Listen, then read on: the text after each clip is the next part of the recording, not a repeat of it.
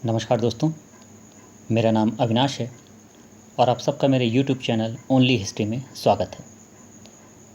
दोस्तों, इसके पहले वाले वीडियो में मैंने सल्तनतकालीन भारतीय इतिहास के स्रोतों के विषय में चर्चा की थी और इस वीडियो में हम मुग़लकालीन भारतीय इतिहास के विषय के स्रोतों के बारे में जानेंगे। इसमें पहली महत्वपूर्ण पुस्तक है तुजुक-ए-बाबरी या बाबरनामा। यह मुग़ल बादशाह बाबर के द्वारा लिखी गई है, जो कि चगतई तुर्की भाषा में लिखी गई है और यह बाबर की आत्मकथा है। इस पुस्तक में कई अंतराल हैं, जैसे 1508 से 1519, 1520 से 25, 1529, 30। लेकिन फिर भी इससे इस पुस्तक के महत्व में कमी नहीं आती है। मुग़ल काल में इसका 4 बार अनुवाद फ़ारसी भाषा में किया गया था। जैनुद्दीन ख्वाजा ने इसका फ़ारसी में प्रथम अनुवाद किया, लेकिन इसमें सिर्फ खानवा की लड़ाई तक के हालात दिए गए हैं। हुमायूं के शासनकाल में जैन खान और पयंद हसन ने इसका अनुवाद किया। अकबर के समय में अब्दुल रहीम खान खाना ने इसका अनुवाद किया और शाहजहाँ के समय में मीर अबू तालिब ने। इसका अंग्रेजी में मैडम बेवरिज के द्वारा किया गया अनुवाद सर्वश्रेष्ठ माना जाता है, क्योंकि उन्होंने मूल पुस्तक यानी तुर्की भाषा में लिखी हुई पुस्तक से अंग्रेजी में अनुवाद किया है। बाबरनामा में जून 1504 से 1529 तक के हालात हैं। बाबर ने अपने जीवन की घटनाओं के अतिरिक्त विभिन्न स्थानों, जलवायु, प्रकृति, पशु पक्षी, राजनीतिक स्थिति आदि का भी वर्णन अपनी पुस्तक में किया है।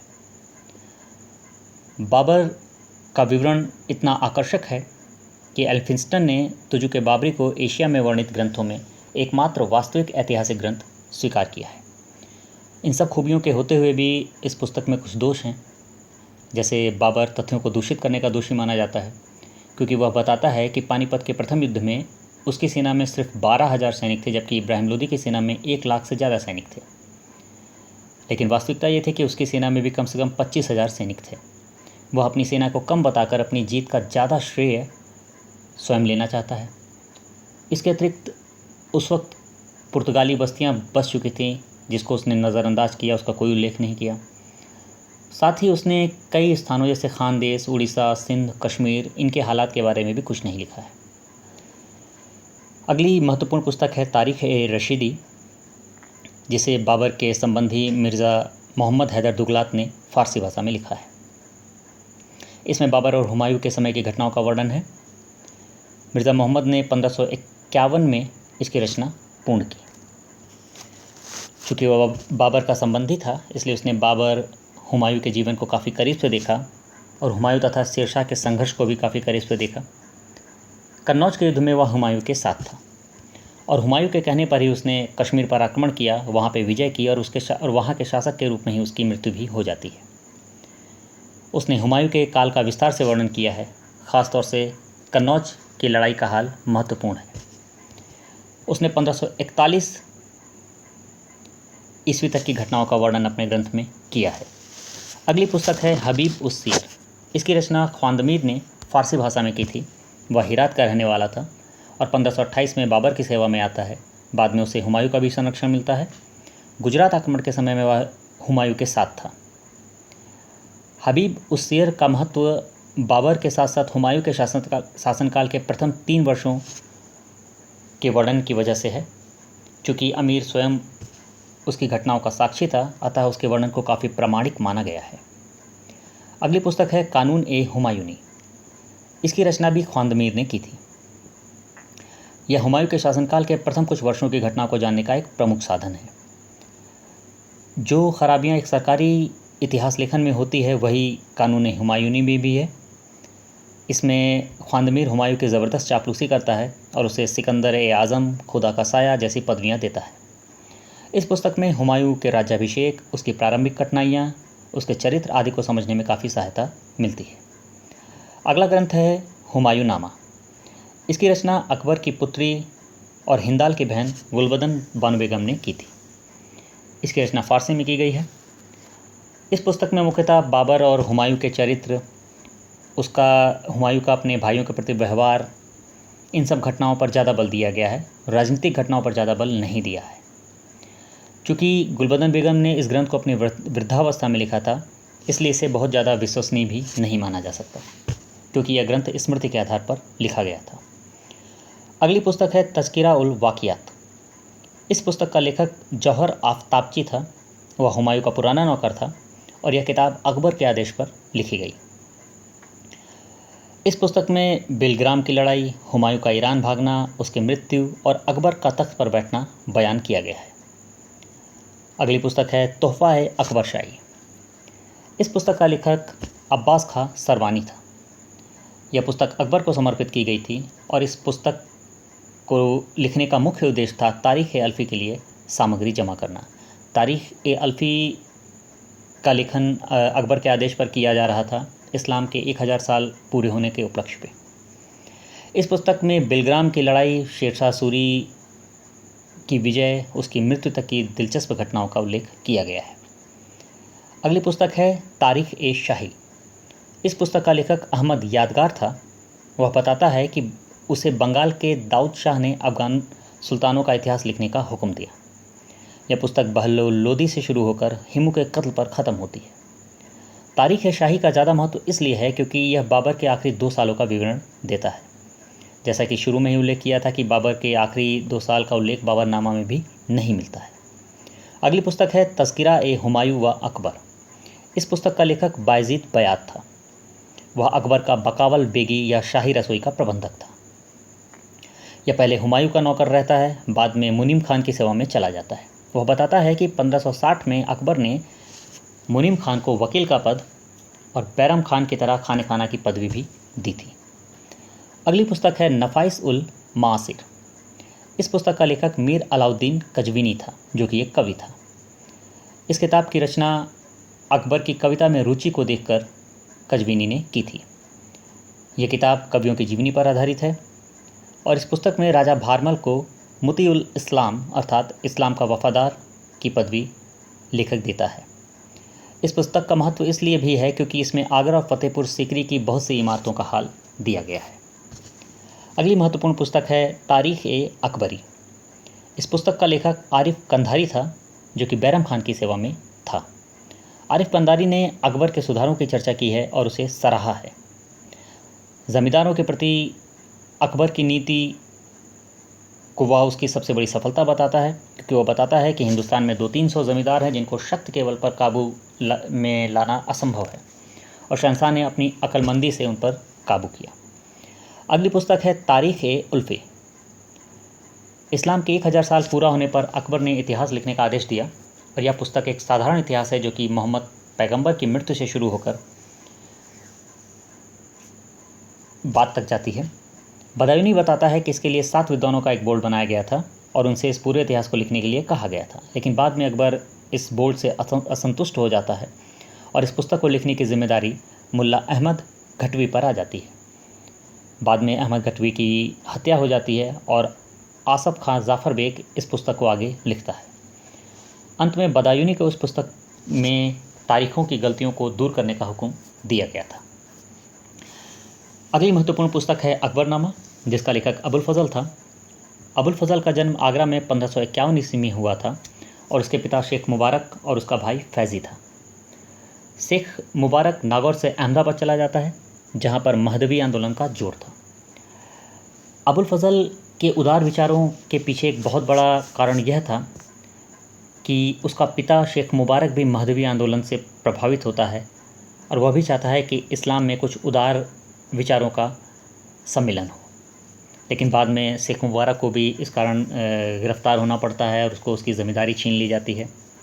1574 में अबुल फजल अकबर की सेवा में शामिल होता है और 1589 या 90 में उसको अकबर के काल का इतिहास लिखने का आदेश दिया जाता है। अबुल फजल के पहुंच में सारे रिकॉर्ड थे। तारीख़ अल्फ़ी के लिए जमा की गई सामग्री भी मौजूद थी। शाही फरमान, दूसरे दस्तावेज़ों का भी इस्तेमाल उसने किया। अबुल फजल ने बड़े परिश्रम से 7 वर्ष के बाद इस पुस्तक को पूर्ण किया। उसका मकसद अकबर के जीवन के रूहानी पहलू को उजागर करना था। उसने अकबर को इंसान कामिल माना जिससे कोई गलती नहीं हो सकती थी। अकबरनामा 3 जिल्दों में बटी है, जिसकी तीसरी जिल्द आईने अकबरी है, जो कि सबसे महत्वपूर्ण है। इसके प्रथम 2 हिस्सों में अबुल फजल ने अकबर के शासनकाल के 46वें साल के हालात दिए हैं, जबकि तीसरा हिस्सा इसका आईने अकबरी है। आईन अकबरी में हिंदुस्तान के जातियों, ऋतुओं, फसलों और कुदरती सौंदर्य का जिक्र है।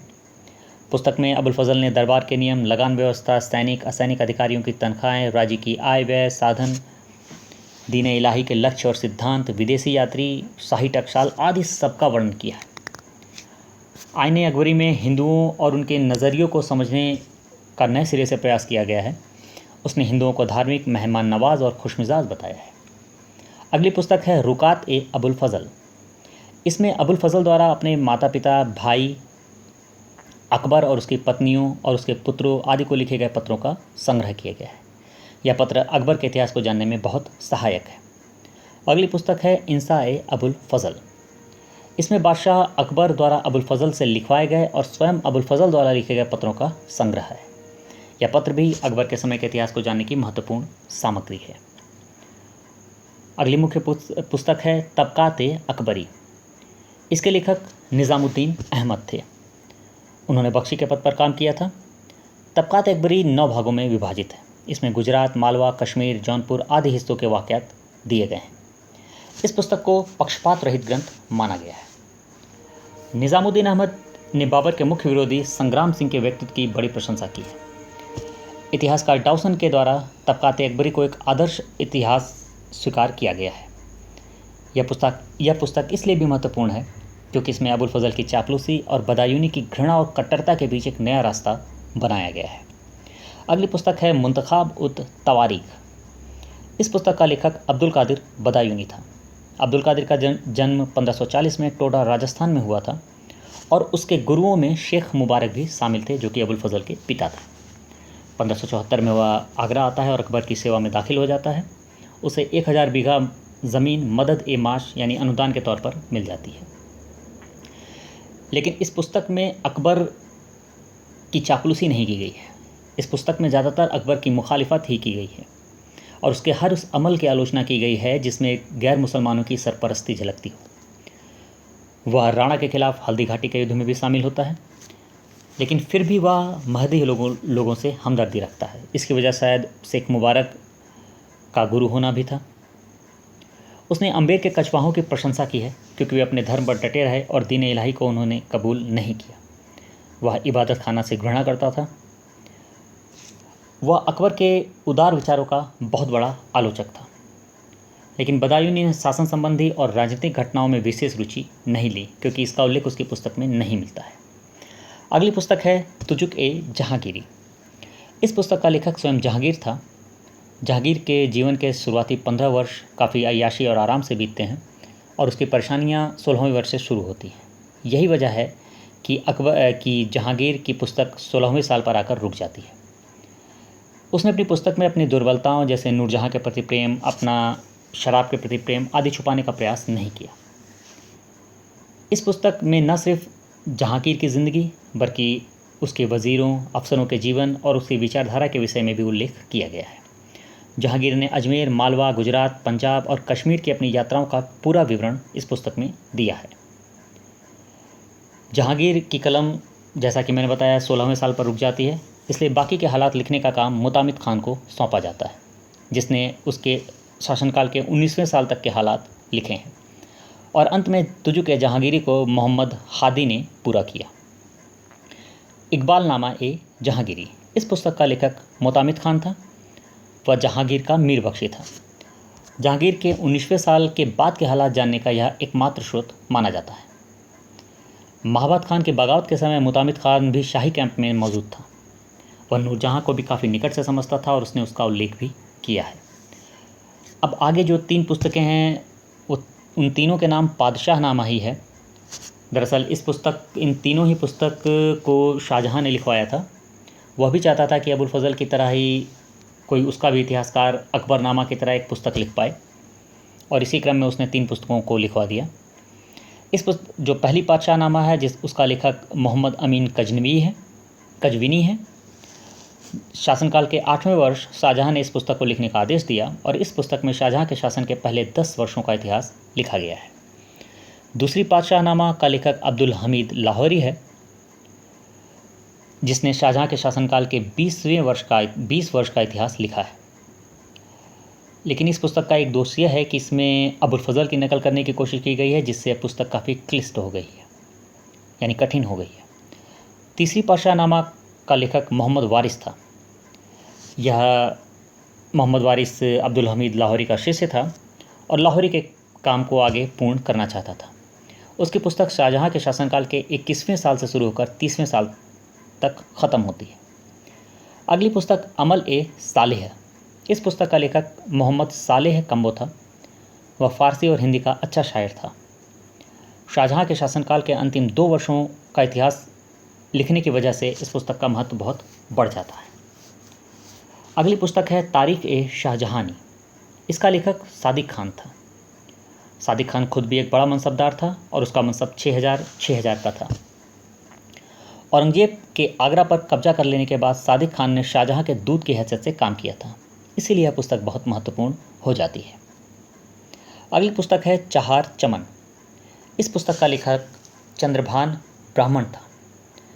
वह चूँकि चारों दीवानों के साथ रहा था, इसलिए उसने उन चारों दीवानों का पूरा विवरण अपनी पुस्तक में दिया है। यह शाहजहाँ के काल को समझने का एक अन्य महत्वपूर्ण साधन है। अगली पुस्तक है आलमगीरनामा, जिसका लेखक काजिम शिराजी था। यह औरंगजेब के काल का प्रथम सरकारी इतिहास माना जाता है। उसने औरंगजेब के काल के पहले 10 सालों का विवरण अपनी पुस्तक में दिया है। इस पुस्तक में उसने औरंगजेब की खुलकर तारीफ़ की है। अब चूँकि ये सरकारी इतिहास था, इसलिए निश्चित तौर पर इसमें शासक की चापलूसी की जाएगी, लेकिन घटनाओं की प्रामाणिकता भी इससे साबित होती है। अगली पुस्तक पुनः आलमगीरनामा नाम से ही है। इस पुस्तक का लेखक हातिम खान था, जिसने औरंगजेब के शासनकाल के शुरू के 10 वर्षों का हाल दिया है। अगली महत्वपूर्ण पुस्तक है वाक़ियात ए आलमगीरी। इस पुस्तक का लेखक आकिल खान रजा था। इस पुस्तक में उत्तराधिकार की लड़ाई को विस्तार से बयान किया गया है, क्योंकि उसने लड़ाई को अपने आंखों से देखा था। अगली महत्वपूर्ण पुस्तक खुलासत उत तवारीख है। इस पुस्तक का लेखक सुजान राय भंडारी था। यह औरंगजेब का समकालीन इतिहासकार था। उसने शहजादा खुसरो की हत्या के लिए शाहजहाँ को ही दोषी माना। इस पुस्तक में औरंगजेब के काल की आर्थिक स्थिति, राज्यों की भौगोलिक सीमाओं और व्यापारिक मार्गों का जिक्र किया गया है। इसमें पंजाब और सिखों के बारे में महत्वपूर्ण विवरण मिलता है। वह काबुल और कंधार को हिंदुस्तान के 2 दरवाजे बताता है। उसके व्यापारिक मार्गों के जिक्र के कारण ही शायद अबुल फजल के बाद भंडारी को ऐसा इतिहासकार माना गया है जिसे ऐतिहासिक भूगोल का सही ज्ञान प्राप्त था। अगली पुस्तक है मुंतखाब उल लुवाब या तारीख ए खाफी खान। इस पुस्तक का लेखक हाशिम खाफी खान था। उसने उत्तरकालीन मुगल बादशाह मोहम्मद शाह के शासन के प्रथम 15 वर्षों का इतिहास लिखा है। इस पुस्तक में उसने शिवाजी की उदार धार्मिक नीति की प्रशंसा की है, लेकिन अफजल खान की हत्या के लिए उन्हें दोषी माना है। इसमें औरंगजेब के काल का आलोचनात्मक विवरण दिया गया है। साथ ही इस पुस्तक में मुगलों द्वारा किसानों के सताए जाने का जोरदार खंडन किया गया है। इसमें डिफेंड किया गया है मुगलों को। अगली पुस्तक है फुतुहात ए आलमगीरी। इस पुस्तक का लेखक ईसा दास नागर था। उसने औरंगजेब के 34वें साल तक का इतिहास अपनी पुस्तक में लिखा है। इस पुस्तक में राजपूतों, खासतौर से राठौरों के साथ औरंगजेब के संबंधों को पूरे विस्तार से बयान किया गया है और इस विषय में इसको सबसे अच्छी पुस्तक माना गया है। अगली पुस्तक है नुस्खा ए दिलकुशा। इस पुस्तक का लेखक भीमसेन था, जो कि पहले मुगलों की सेवा में था और बाद में वह दलपत बुंदेला की सेवा में चला जाता है।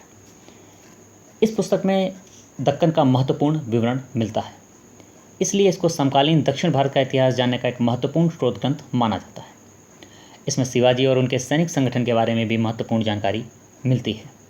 इसमें मुगल फौजों की कमजोरी, अफसरों की आपसी जलन और उमरा के भ्रष्टाचार का भी विवरण मिलता है। इस पुस्तक से पता चलता है कि मुगल फौज फसलों को बर्बाद कर दिया करते थे।